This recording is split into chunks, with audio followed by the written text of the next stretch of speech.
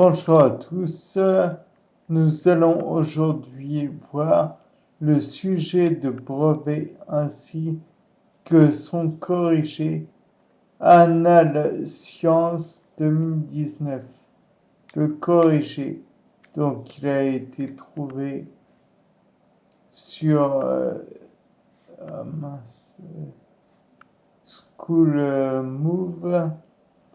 Ensuite, donc, premièrement, sciences de la vie et de la terre.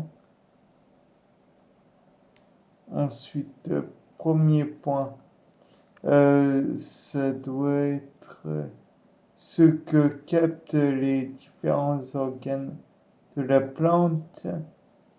Donc, tout d'abord, il faut bien s'approprier le document 1. D'après ce document, la racine absorbe l'eau et l'azote. La feuille prélève le dioxyde de carbone et la tige qui porte les feuilles est un lieu de transfert de la sève. Donc finalement, elle ne sert à rien dans les parties qui sont présentées au-dessus. On a donc deux organes de prélèvement, à savoir les feuilles et les racines, et un organe qui joue le rôle de transporteur, la tige.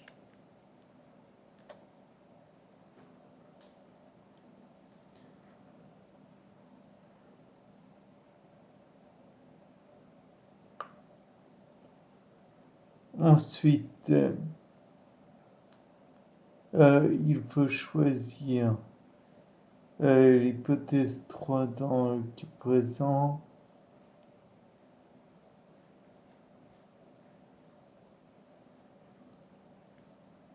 Donc, dans un premier temps, il est important de bien comprendre les termes du document et de se souvenir de ce qu'est une plantule.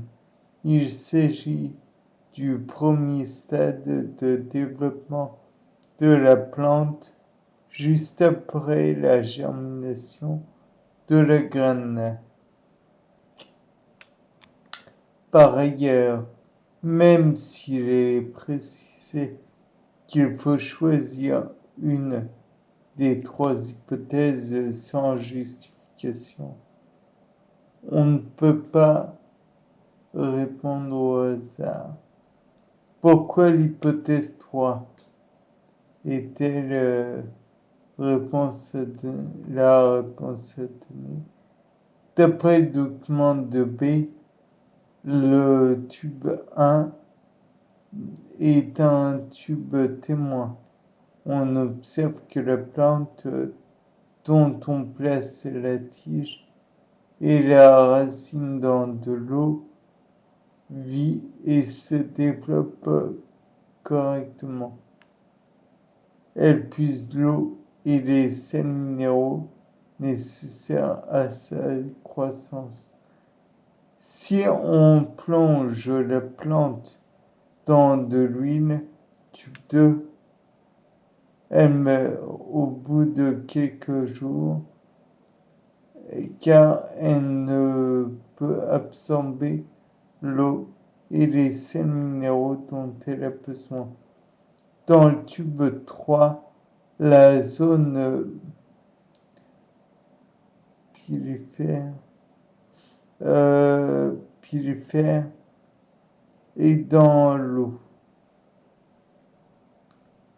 minérale et la plante se développe correctement. Par pilifère, ils veulent sûrement dire la zone où il y a des tout petits canaux, des tout petits poils, le pilus quoi. La fonction des poils absorbants est donc bien de prélever l'eau et les sels minéraux nécessaires à la plante. Réponse sous forme de texte. Pour tester l'hypothèse, la zone de croissance est aussi une zone d'absorption d'eau et de sels minéraux. Il faut un tube témoin, tube A, où toute la racine de la plantule de radis plonge dans de l'eau minérale. Nous savons que dans ces conditions, la plante se développe. Un deuxième tube, le tube B, permet de montrer ce qui se passe quand la racine de la plantule de radis trempe entièrement dans l'huile. Nous savons que l'huile ne contient ni eau ni sels minéraux. Ça ne permet pas à la plante de se développer. Enfin, dans un troisième tube, le tube C, on met la plantule dans de l'eau et de l'huile. L'huile se retrouve au-dessus de l'eau. Question de densité. Pour réaliser correctement l'expérience, seule la zone de croissance doit être plongée dans l'eau, le reste de la racine et de la tige étant entouré d'huile. Cela permet de savoir si la zone de croissance absorbe bien l'eau et les sels minéraux nécessaires à la survie de la plantule. Donc là, on voit un petit tableau récapitulatif. Donc je ne sais pas si c'est très clair ce que je vous montre.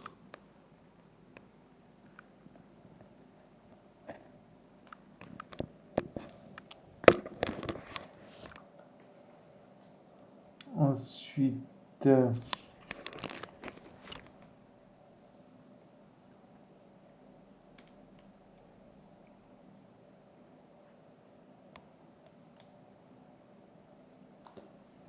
il faudra que vous lisiez par vous-même sur le site qui sera mis en commentaire. Bien, maintenant passons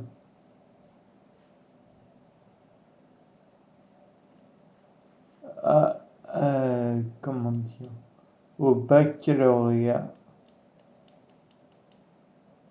Donc là, ça va être la correction du baccalauréat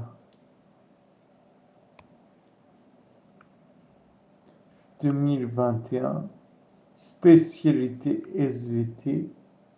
Les images ne sont pas encore disponibles pour se corriger.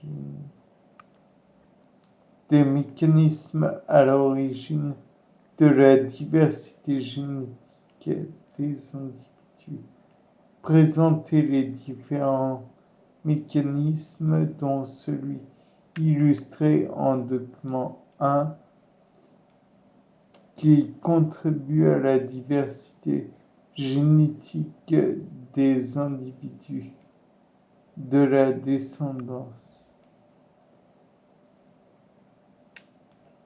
Une introduction dans un devoir d'SVT répond à des critères importants qu'il ne faut pas négliger.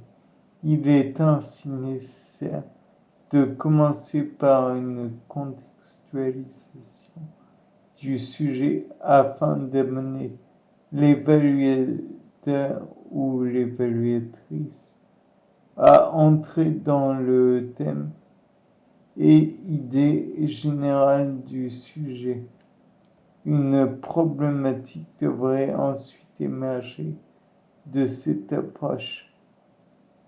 Suivra enfin l'annonce du plan qui doit correspondre aux différentes étapes permettant d'apporter des réponses à la problématique formulée. Face à un environnement changeant, les mécanismes de la sélection naturelle ont retenu des individus capables de fournir une diversité dans leur descendance. En effet, une descendance qui ne serait que des clones de leurs parents adaptés à un milieu donné serait menacée si ce milieu venait à changer. Il existe de nombreux mécanismes à l'origine de la diversité génétique des individus. Cependant, nous pouvons nous demander comment un mécanisme tel que la reproduction sexuée peut contribuer à une diversification du vivant tout en conservant un minimum de stabilité indispensable au maintien de caractère propre à l'espèce. Pour répondre à ce paradoxe, nous verrons que le processus de formation des cellules sexuelles, appelé méiose, permet de générer une grande diversité de gamètes. Puis nous terminerons en montrant qu'au-delà même de leur formation, la rencontre des gamètes appelée fécondation est aussi une source de diversification. Une source de diversification colossale. La formation des cellules sexuelles ou méiose. Afin de bien cerner son sujet et de montrer à l'évaluateur ou évaluatrice qu'un travail de réflexion important a été mené, il faut toujours définir dans l'introduction ou au début de votre première partie les notions clés dont vous allez vous servir. Bien, plongeons dans le cœur du devoir. Avant toute chose, il est important de rappeler ce qu'est la reproduction sexuelle. Il s'agit d'un mode de reproduction qui nécessite l'intervention de deux individus de la même espèce, mais de sexes différents, qui produisent des cellules sexuelles dont l'union donnera naissance à un nouvel individu. Cette production de gamètes s'effectue par un mécanisme biologique appelé méiose. La première conséquence de la méiose est la réduction du nombre de chromosomes, condition absolue pour le maintien du karyotype caractéristique de l'espèce concernée. Ainsi, si chaque cellule humaine possède 46 paires de chromosomes, 23 paires de chromosomes, mais 46 chromosomes en tout, les gamètes doivent n'en contenir que 23 afin que leur réunion aboutissent bien à 46 chromosomes, 2 fois 23 en somme. Cette réduction chromosomique s'effectue en 2 divisions successives à partir d'une cellule mère diploïde, cellule possédant donc 2 chromosomes par lot, donnant 4 cellules filles haploïdes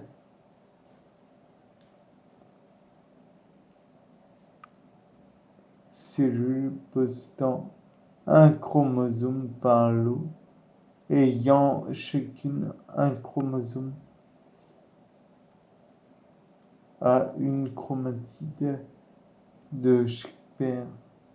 Prenons comme exemple une cellule possédant 4 chromosomes, donc avec une formule chromosomique 2n égale 42,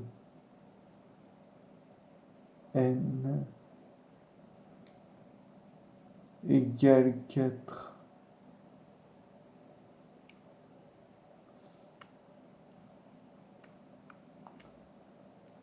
Ensuite, schéma numéro 1, on voit bien la stabilité que ce processus permet avec une alternance de cellules diploïdes, puis haploïdes, puis à nouveau diploïdes après la fécondation.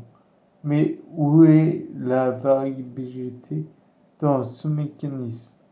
Dans notre schéma 1, les 2 chromosomes d'une même paire, au rouge par exemple, se sont séparés durant la première méiose. Les chromosomes rouges, un chromosome rouge est allé dans une cellule et l'autre dans la seconde. Mais le hasard aurait très bien pu faire l'inverse. Et cela n'est pas sans conséquence, puisque les 2 chromosomes d'une paire ne sont pas identiques. L'un provenant du père et l'autre de la mère. C'est ce que nous allons appeler le brassage interchromosomique. Grand 1 est le brassage interchromosomique, ou petit 1, le brassage interchromosomique à l'origine de nouvelles combinaisons d'allèles. Donc, le terme brassage fait clairement référence à une notion de mélange, de redistribution aléatoire des cartes génétiques. Bien sûr, pas question de distribuer n'importe comment les chromosomes au risque d'avoir des gamètes n'en possédant pas le nombre attendu. La notion de brassage ne concerne que les chromosomes d'une même paire qui peuvent porter des allèles différents pour un gène donné. On parle d'hétérozygosie. Et en plus, on peut rajouter que s'il n'y avait pas ce fameux brassage de matériel génétique, il y aurait des pressions de consanguinité. Problème qui a par exemple été vu par Charles Darwin. Vous connaissez? Enfin bref. Pour illustrer les conséquences de ce brassage,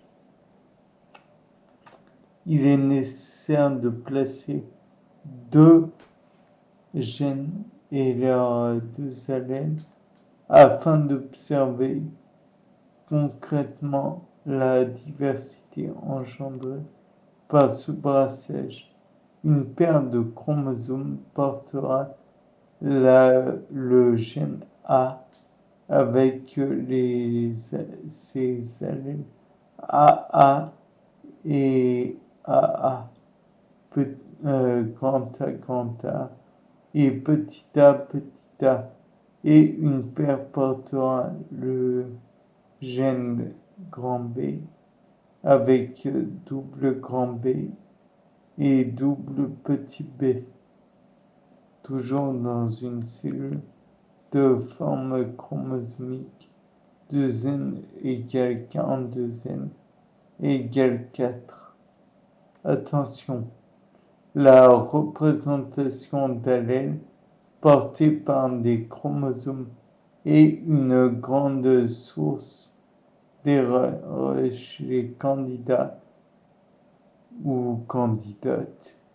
Il convient donc d'y apporter une grande vigilance au brouillon et d'avoir à l'esprit que des chromosomes sont formés de deux chromatides par issue de la réplication de l'ADN et que le brassage ne peut concerner que des chromosomes d'une même paire, au risque de perdre des chromosomes dans un gamète, ce qui ne sera pas viable.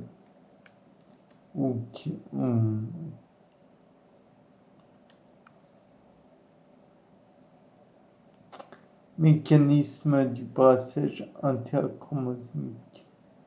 Grâce à cette séparation aléatoire des chromosomes durant la phase appelée anaphase, une des phases donc que l'on connaît, une des phases de la méiose.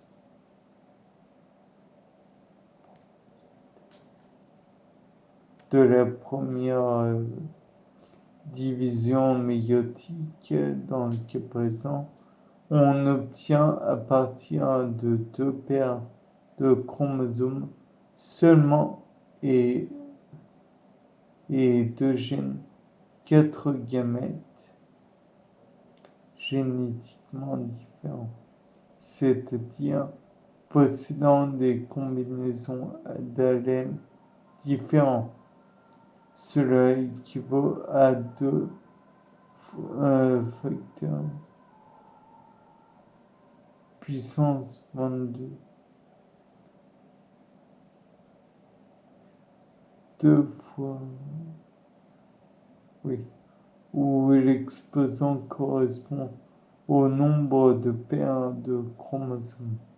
Si on généralise ce calcul à une cellule humaine, on arrive à 2 puissance 23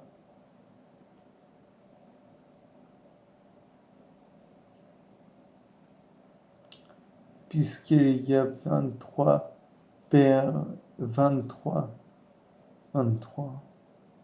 paires pour une cellule humaine, soit plus de 8 millions de gamètes différents, et ceci pour les deux sexes. On le voit bien, la méiose, par l'intermédiaire du brassage interchromosomique, permet la création d'un grand nombre de gamètes différents et contribue ainsi à la diversification du vivant. Cependant, les généticiens ont constaté la possibilité de combinaisons de phénotypes, c'est-à-dire de caractères non prévus par la méiose et donc une diversité génétique plus grande encore que celle engendrée par le brassage interchromosomique. Des expériences de croisement de drosophiles peuvent par exemple donner naissance à des combinaisons d'allèles qui n'existaient pas chez les parents. Le document 1 fourni illustre d'ailleurs le phénomène que nous allons détailler dans le paragraphe suivant, à savoir le brassage intrachromosomique.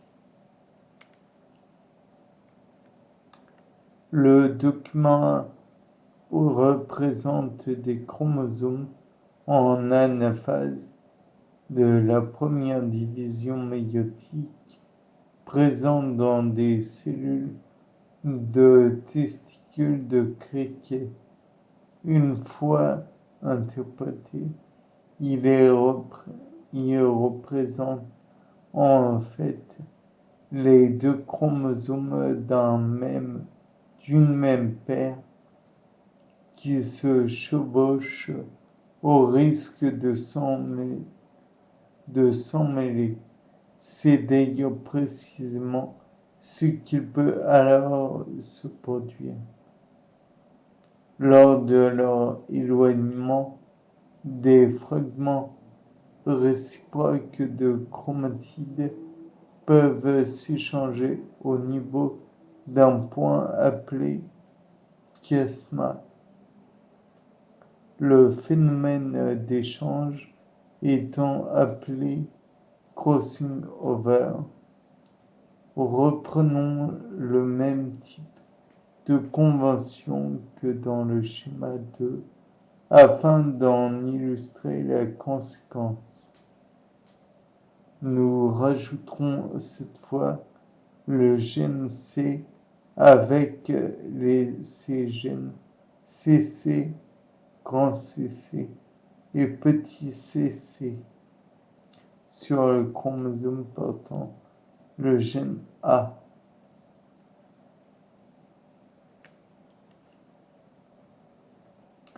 De nombreux candidats et candidates réalisent des échanges de gènes au lieu d'allèles. Erreur très courante et lourdement sanctionnée. Soyez très attentifs, seuls des allèles peuvent être échangés.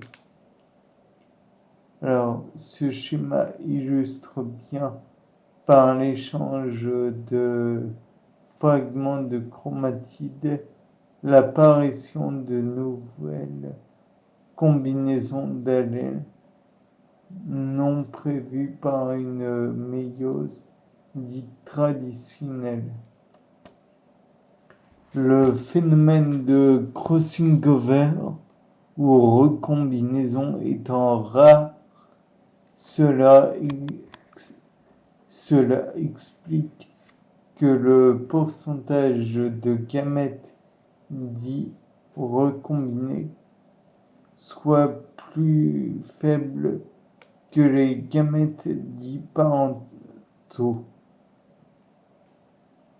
Remarque, le phénomène de crossing over peut parfois être inégal, donnant un gamète à qui il manquera un gène, mais un autre gamète qui aura récupéré les deux gènes.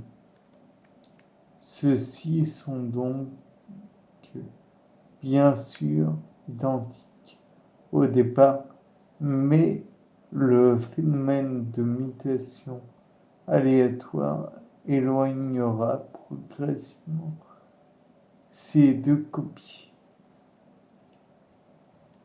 autorisant une des deux copies à perdre la fonction initiale puisqu'une autre copie est présente pour l'assurer et potentiellement faire apparaître une nouvelle fonction. C'est le cas des gènes de la femelle, des opsines, pigments de la rétine, ou des gènes d'hormones hypophysaires. On parle de famille multigénique. Cette anomalie est un moteur important de la diversification du vivant. Donc, voilà. Nous l'avons vu, la méiose par l'intermédiaire d'un brassage interchromosomique, mais aussi intrachromosomique, est à l'origine de nouvelles combinaisons d'allèles, source de diversification du vivant, mais la production ne s'arrête pas à la production des gamètes. Elle se poursuit par leur éventuelle rencontre appelée fécondation, et nous allons voir qu'elle aussi est source de diversification génétique du vivant. Grand 2.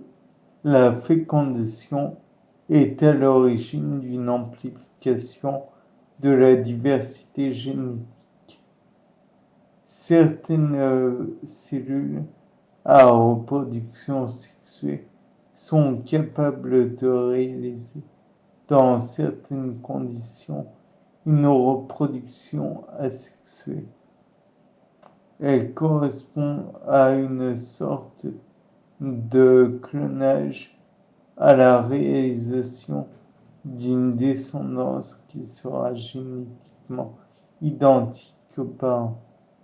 Si elle apporte des avantages dans certains milieux, colonisation rapide par exemple, elle n'engendre pas de diversité génétique et menace donc les descendants.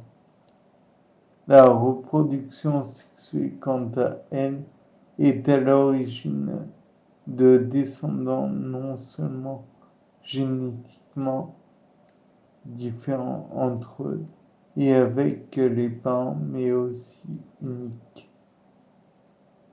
La fusion d'un gamète mâle avec un gamète femelle qui rétablit la diploïdie a ceci d'important qu'elle s'effectue de manière aléatoire. Ainsi, le nombre de combinaisons alléliques possibles augmente considérablement. Pour l'espèce humaine, on aura donc 2 fois 23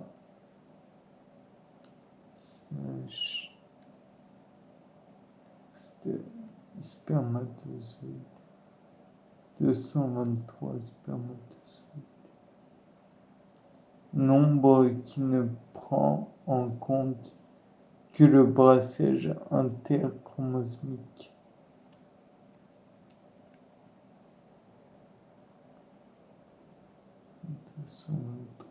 Aussi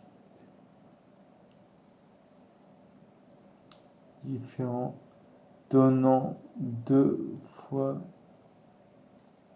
2 puissance 46 textes cellules F, 246 cellules F différentes possibles.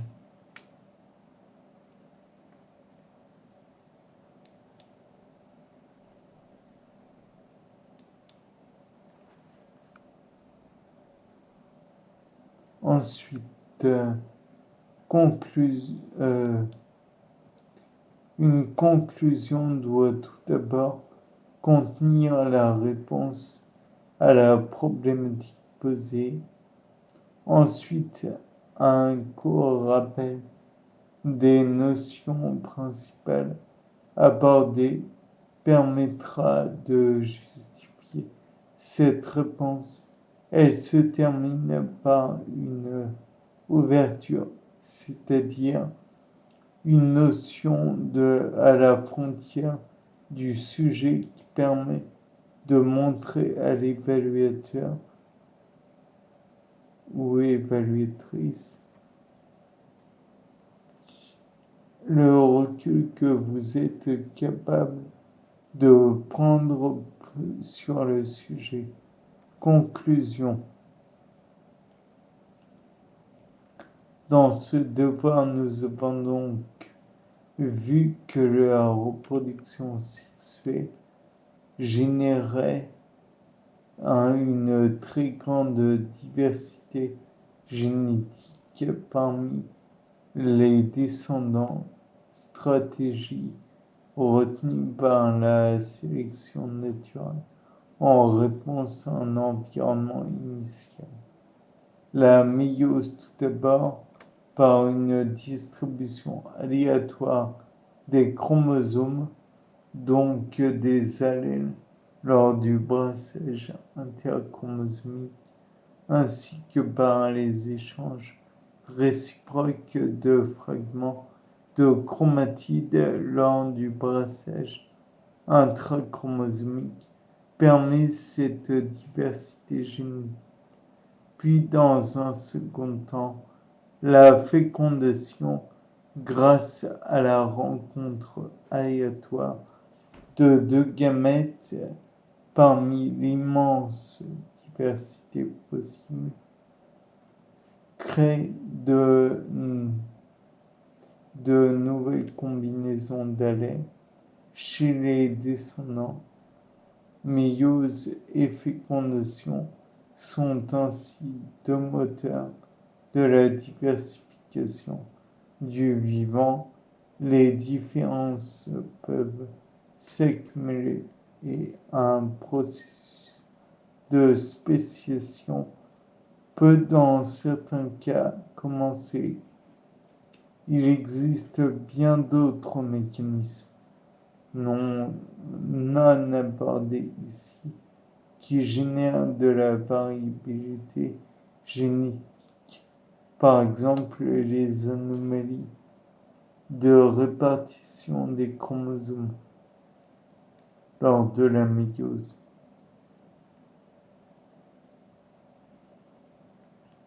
Les mutations, bien sûr, mais aussi une reproduction entre des espèces proches mais pourtant différentes.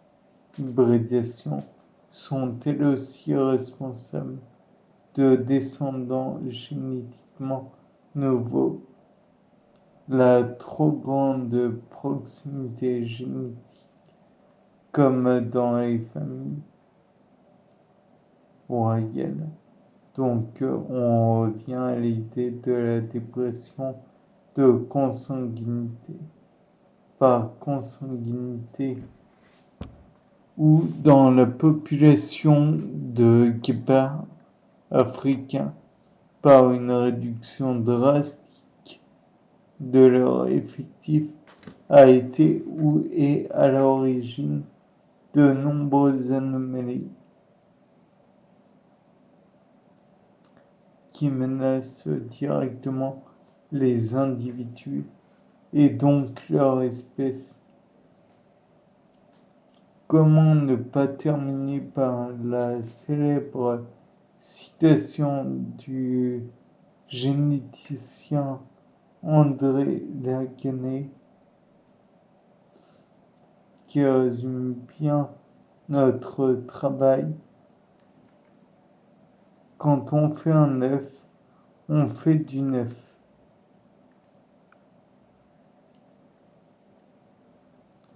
Bien, dans un deuxième point, reconstitution de l'histoire géologique d'une partie de l'île de Groix.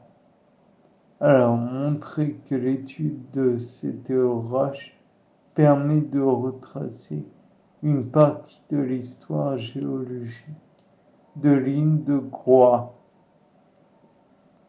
Introduction. Depuis des millénaires, l'être humain cherche à comprendre et à expliquer l'environnement qui l'entoure, les paysages et les phénomènes naturels ne font pas exception. Leur appréhension directe est rendue difficile par l'échelle spatiale et surtout temporelle des mécanismes géologiques. La compréhension de ceci passe par l'identification de l'interprétation d'éléments appelés marqueurs. Nous nous demanderons comment ces marqueurs permettent directement ou indirectement de retracer le passé mouvementé, bien sûr, voire chaotique, de la Terre. Dans ce sujet, l'île de Groix, ou au sud de la Bretagne, possède certains marqueurs qui vont nous permettre de retracer une partie de l'histoire géologique de l'île. Nous verrons dans un premier temps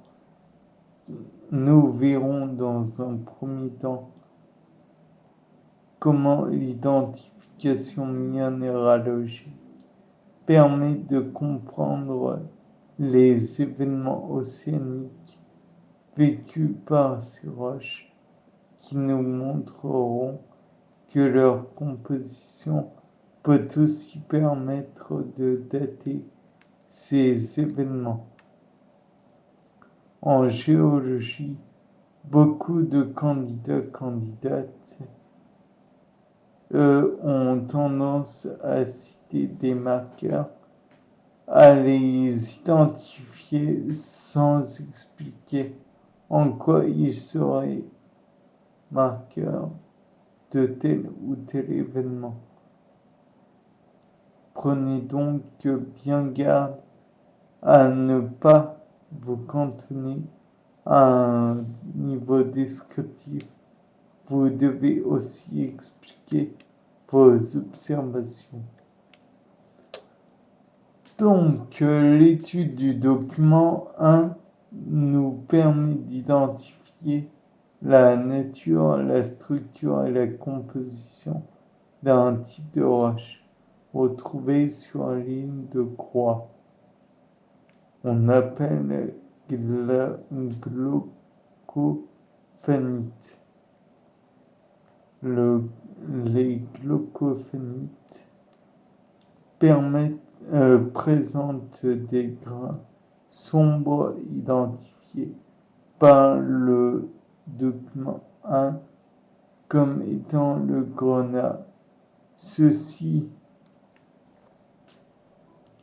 sont entourés de minéraux à dominante verte et bleue, respectivement la jadéite et le glaucophane, grâce au document 2 qui est le domaine de stabilité de différents minéraux en fonction de la pression et de la température. Nous allons pouvoir associer les minéraux de la glaucophanite à des conditions de pression et de température et donc à un contexte géodynamique.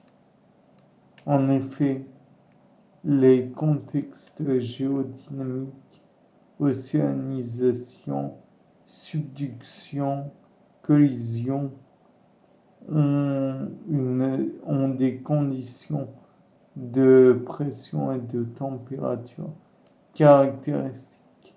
Ces dernières vont laisser des traces sur les roches et leurs minéraux, traces que nous serons alors en mesure d'interpréter. La condition de formation dans une même roche de grenat, glaucophane et jadéite est réalisable à une température de 400 degrés Celsius et à une pression de 1500 mégapascal.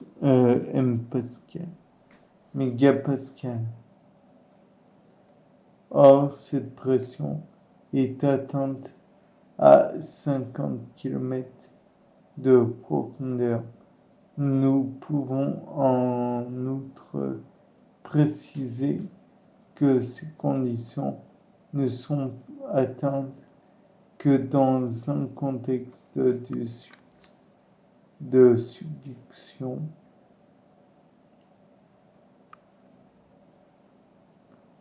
ce que confirme le gradient géothermique de subduction représenté dans le document 2.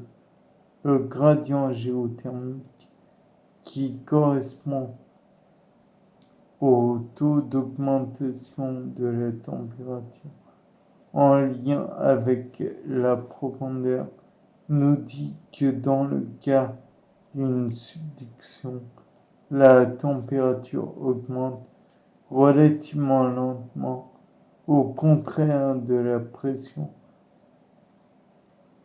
qui augmente très fortement. Ces conditions de pression et de température particulières engendrent la formation de glaucophane, jadéite et grenat qui n'est observable que dans un contexte de subduction. Attention, si les minéraux caractérisant une subduction, il ne faut toutefois pas oublier que les roches sont observées aujourd'hui à la surface. Elles ont donc été exhumées, ce qu'il ne faudra pas manquer de mentionner. Ensuite, leur présence aujourd'hui en surface sur ligne de croix ne peut s'expliquer que par leur exhumation, c'est-à-dire leur remontée à la surface après avoir été à plus de 50 km de profondeur, exhumation naturelle ou artificielle. Cela représente la dernière étape. Nous passons d'ores et déjà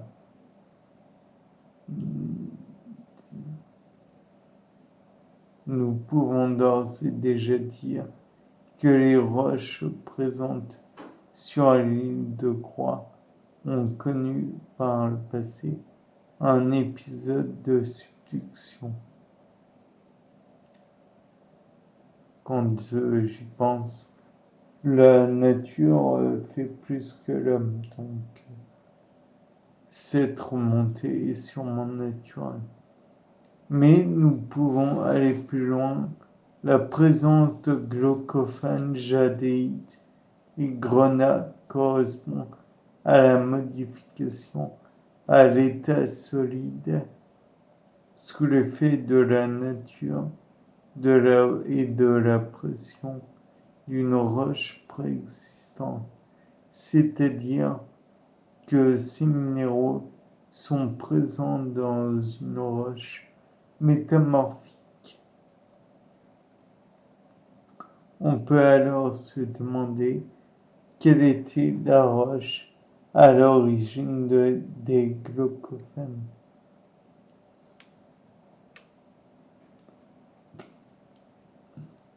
Le document 4 peut nous apporter des éléments de réponse. Dans le premier tableau, nous consultons les résultats de l'analyse de la teneur en différents éléments de 6 glaucophènes de ligne de Groix. On remarque que sans être strictement les mêmes, ces 6 glaucophènes NIT ont des points communs, comme une teneur autour de 50% en quartz, en silice, puisque c'est du SiO2, ou une teneur autour des 10% en CaO, donc en calcite.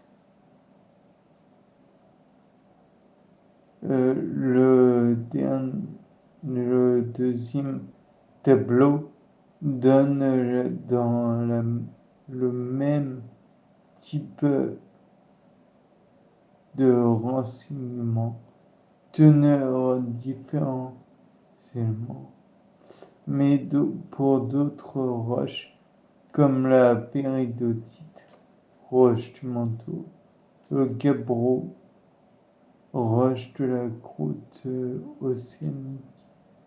Par comparaison, nous pourrons dire que la composition des glaucophanites se rapproche le plus de la composition d'un gabbro. Elles ne sont pas similaires, évidemment, puisque les glaucophanites sont des roches métamorphiques, donc modifiées par rapport à la roche initiale, mais elles en restent proches chimiquement au moins. On peut donc supposer que les glaucophanites sont des métagabbros, témoins d'une ancienne croûte océanique qui a disparu dans une zone de subduction.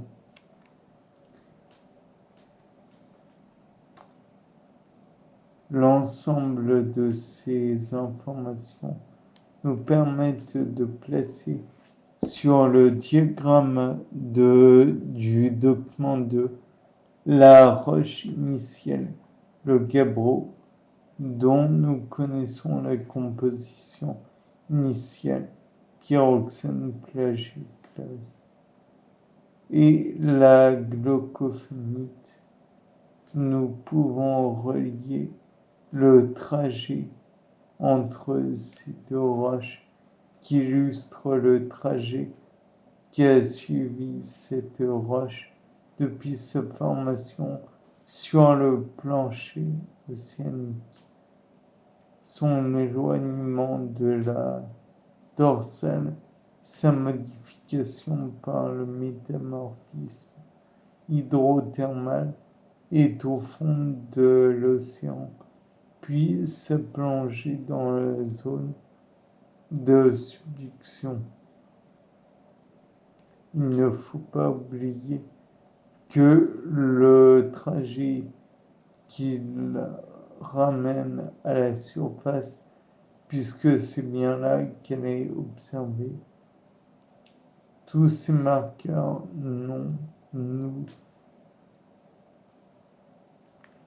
nous ont permis de retracer une partie de l'histoire géologique de cette région, mais n'ont pas encore pu nous donner d'informations sur les périodes survenues de ces événements.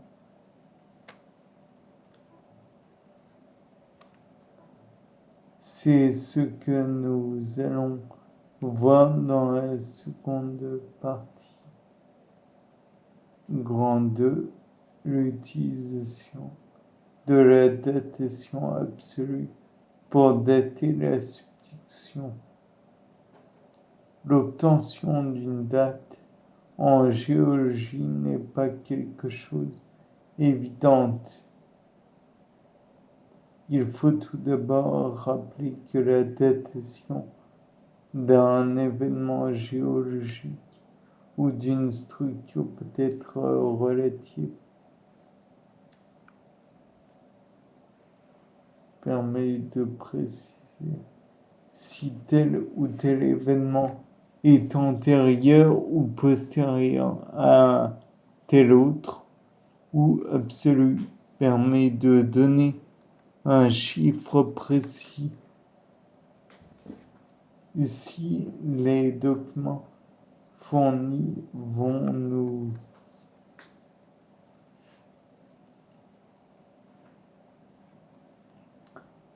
permettre d'utiliser la datation absolue grâce à la radiochronologie. Il s'agit d'une méthode utilisant la radioactivité avec la fameuse formule n de t égale n0 fois exponentielle moins lambda t, où t est le temps en années ou millions d'années,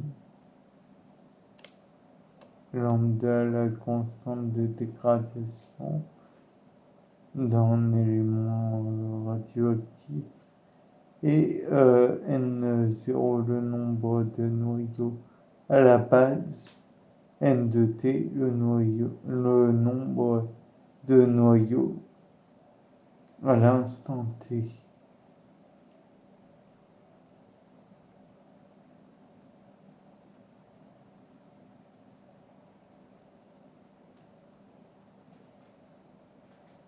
En effet, certains éléments appelés radionucléides ont la propriété d'être instables et de se décomposer en un autre élément, lui stable, ou plus stable en tout cas, accompagné d'un rayonnement. C'est le cas du rubidium. Or, nous savons que le rubidium est présent dans les glaucophanites, puisque cela nous est précisé par le document 3, l'isotope 87 du rubidium se désintègre en strontium 86 et Cr86. La réussite de la méthode radiochronologique repose sur le fait que cette désintégration s'effectue à une vitesse constante. La mesure des différents isotopes dans les minéraux d'une roche permet de réaliser une couche appelée droite isochrone. La pente de cette droite, qui correspond à la pente, c'est-à-dire au coefficient directeur de la droite, l'équation étant y égale à x plus b, égale AX plus BY est proportionnel à l'âge de la roche, ce qui explique l'utilisation de la formule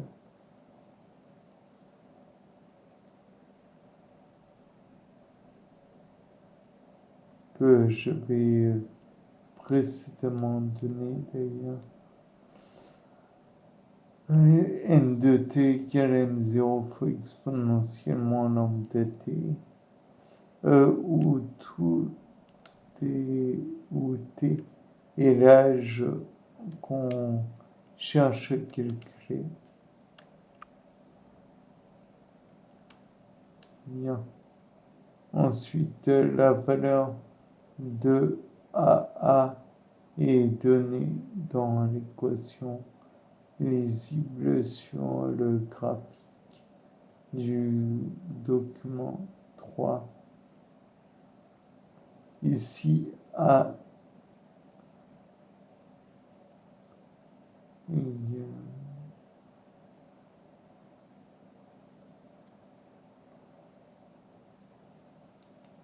donc on a, je ne sais pas si vous voyez là, j'espère que vous pourrez lire et interpréter.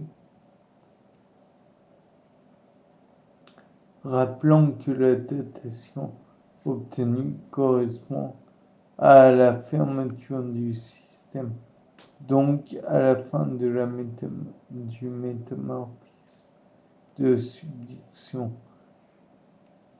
Le document précise aussi qu'il existe une marge d'erreur de l'ordre de quelques millions d'années. Cette datation permet de dire que l'océan a à l'origine de cette subduction. Et donc, grâce à la datation relative plus ancien et amène à une notion de cycle géologique aboutissant à un recyclage de la matière. Conclusion. Grâce à l'étude de marqueurs à la fois minéralogiques mais aussi chimiques ou encore chronologiques, nous avons pu retracer une partie de l'histoire géologique de l'île de Groix. Cette île présente des roches, les glaucophonites, qui proviennent d'un océan de plus de 345 millions d'années. Cet océan est plus tard entré en subduction daté de 345 millions d'années avant que certaines de ces niches soient exhumées et se retrouvent à la surface, formant de l'île de Groix les marqueurs qui nous ont permis de retracer cette histoire sont la nature des minéraux retrouvés, glaucophane, jadéite et grenat, caractéristiques d'un contexte de subduction, très forte pression et leur composition proche de celle d'un gabbro, attestant de l'origine océanique de cette roche. La radiochronologie nous a quant à elle permis de dater une partie des événements, le métamorphisme et la subduction afin d'apporter plus de précision à cette histoire géologique. D'autres éléments plus récents pourraient permettre d'en savoir plus sur l'histoire de ces îles depuis 345 derniers millions d'années. Nous pouvons conclure notre analyse par un schéma simplifié de la subduction ayant fait disparaître l'océan qui partait les gabbros initiaux, les glaucophénites formés pendant le métamorphisme de subduction sont exhumés plus tardivement suite à une collision non abordée dans notre raisonnement.